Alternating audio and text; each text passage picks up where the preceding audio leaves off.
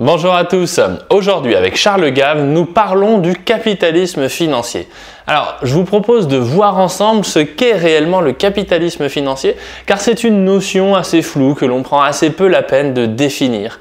Et puis, je vous propose aussi d'avoir une réflexion sur le mode d'action de destruction de l'économie par ce capitalisme financier. Allez, c'est parti!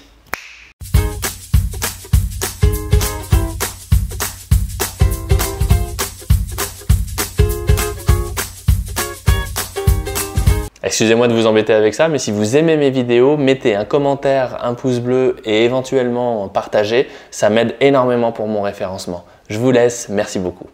En temps normal, le capitalisme est de nature entrepreneuriale. Un chef d'entreprise a une idée dont il pense qu'elle va créer de la valeur et être intéressante pour les autres, donc il crée une société pour proposer ce service sur le marché. S'il trouve des clients qui acceptent de payer le prix, alors l'idée est validée par le marché. Mais depuis 40 ans, on observe une autre attitude du capitalisme, notamment au travers des acteurs de la finance, comme les banques d'affaires par exemple, qui ont une toute autre logique. Elles achètent, vendent des entreprises qui sont déjà existantes en faisant un simple calcul mathématique de rendement, en disant quel est le coût de l'argent, quel est le coût de l'entreprise face à son rendement, et à ce moment-là, eh bien, si c'est intéressant, j'achète, si ce n'est pas intéressant, je n'achète pas. Alors il faut bien comprendre que le capitalisme financier ne peut prendre le dessus sur le capitalisme entrepreneurial qu'à la seule condition qu'il y ait trop d'argent à disposition. Cela peut se traduire par une émission monétaire trop importante, mais cela peut aussi se traduire par un abaissement des taux d'intérêt. Et c'est pour ça que dans l'interview de Charles Gave, eh bien, nous parlons de Knut Wicksell. Et si vous voulez savoir qui est Knut Wicksell, qui a théorisé sur l'impact des taux d'intérêt sur un marché, eh bien, je vous renvoie à ma vidéo que je lui ai consacrée.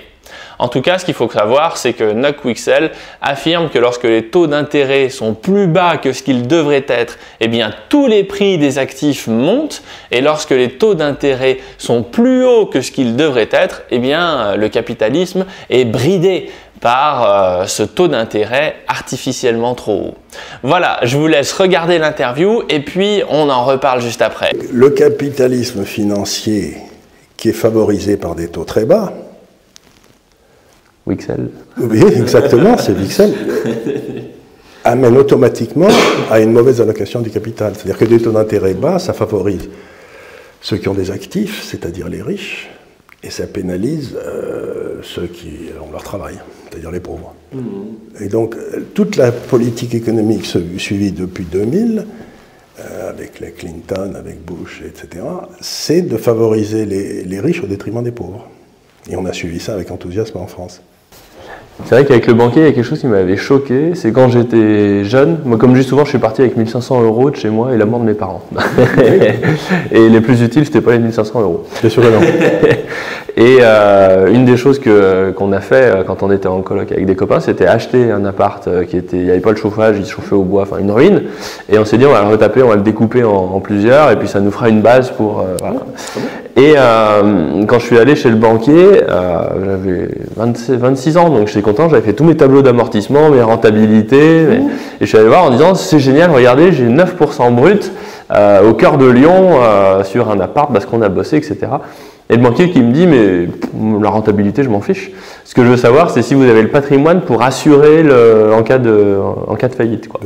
J'aurais été le banquier, le patron, je l'aurais viré aussi sec. Et ben je lui dis, mais quand même, je suis pas en train de vous parler d'un abri à moutons, là. Je dis, si je vous avais, en gros, le sentiment que j'ai eu, si je lui avais présenté un abri à moutons, en plein centre de Lyon, si j'avais eu les capitaux derrière qui montrent qu'en cas de crash, ça marche, eh ben, ça aurait été bon.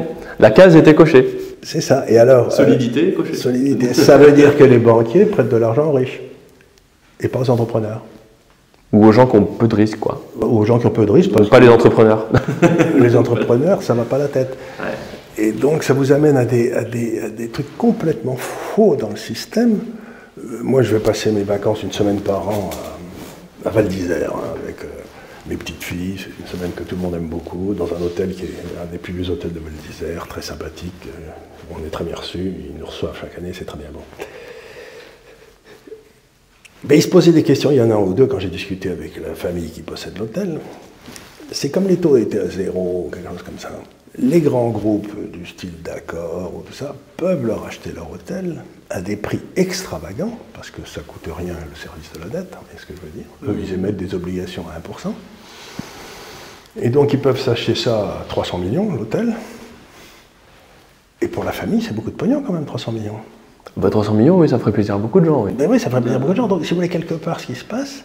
Ça tue l'incitation au business. Ça tue, et les business familiaux qui sont le cœur d'une économie, si vous voulez, justement ceux que je décris avec 20, 30 personnes, tout le monde qui les connaît, qui revient année après année, vous voyez, disparaissent pour être remplacés par des espèces de sociétés, de grandes sociétés inhumaines. Donc les taux d'intérêt bas, ça détruit l'animus social, l'espèce de... Parce que ça permet à des gens qui ont des actifs, ce que vous décrivez, d'emprunter massivement à des coûts complètement bas et d'acheter des cash flows à des prix tout à fait exagérés. Mais si le taux d'intérêt était à 6 ou à 7 ou à 5, là où il devrait être, eh bien... Ce serait pas possible. C'est pas possible. Et donc l'hôtel reste dans la famille. Oui, bien sûr. Et donc ce que je veux dire, c'est que ça disloque la société, ces taux d'intérêt bas. Pourquoi est-ce que l'on dit que le capitalisme financier tue l'économie? Eh bien, pour comprendre ça, il faut bien toujours se remettre en tête qu'une entreprise, c'est tout d'abord l'idée d'un entrepreneur qui est mis en action dans la réalité via une entreprise et la collaboration de beaucoup de personnes autour de lui. Donc, lorsque l'on financiarise l'économie, cela veut dire que l'on va chercher à simplement faire changer le propriétaire des entreprises existantes via le rachat et la vente par des financiers, sans pour autant ajouter un nouveau projet, une nouvelle valeur ou diversifier le projet des entreprises qui existent déjà. Et oui, l'intérêt d'un financier, ce n'est pas de prendre des risques ou de lancer de nouveaux projets. Il s'agit de mobiliser de l'argent pour obtenir un rendement d'un investissement et du coup de faire fonctionner cet investissement année après année jusqu'à épuisement, tout simplement. Alors comment en est-on arrivé là? Est-ce que c'est une dégradation du système capitaliste naturel et auquel cas on va vers la fin d'un système? Ou alors est-ce qu'il s'agit d'un dysfonctionnement introduit dans ce système? Je vais rompre le suspense tout de suite. Aujourd'hui, il s'agit clairement d'un dysfonctionnement. Dans une situation normale, lorsque vous achetez une entreprise en utilisant de la dette, en ayant recours à l'emprunt, eh bien, les taux d'intérêt vont faire que le prix de cette entreprise sera égal à un équilibre subtil entre le rendement de cette entreprise et le risque que vous prenez en achetant cette société. Donc dans un monde normal, si vous êtes un financier qui achetez ce fameux hôtel à Val d'Isère, vous allez dépenser autant d'argent avec le coût de vos emprunts que vous n'allez en gagner globalement avec le business que vous achetez.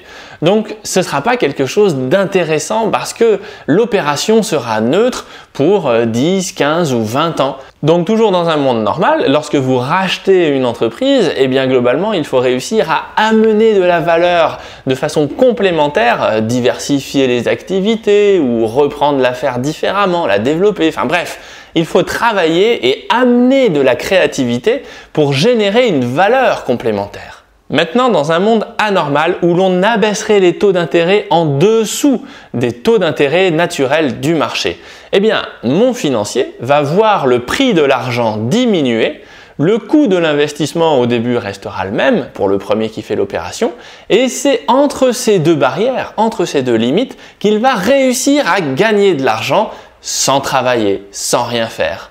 Et au final, c'est dans ce système-là que la créativité a disparu.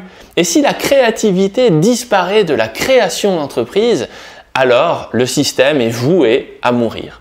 Et c'est pour ça que Charles Gave nous dit au début de la vidéo qu'une politique de taux bas, maintenue artificiellement sous le seuil du taux naturel du marché, est une politique qui a pour conséquence d'enrichir les plus riches et d'appauvrir les plus pauvres.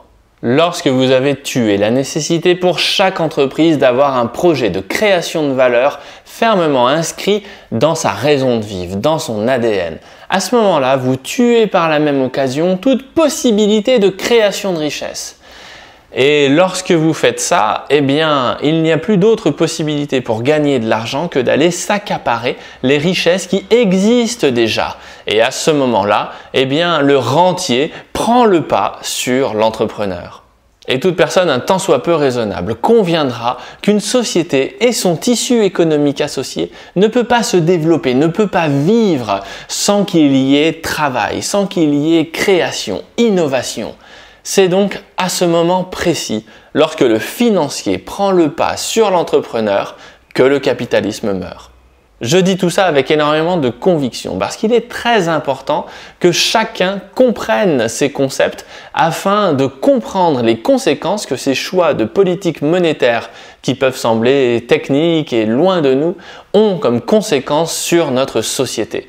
Et une des choses qui m'anime personnellement, c'est de vous transmettre ce genre de choses pour que vous puissiez avoir les bons gestes, les bons réflexes dans votre stratégie personnelle. Si cette vidéo vous a plu, je vous laisse vous inscrire ici pour recevoir des notifications quand je sors des prochaines vidéos. Et si vous voulez télécharger le kit anti-crise financière, je vous laisse vous inscrire ici sur ma liste email gratuite. Sur ce, merci d'avoir regardé et à bientôt.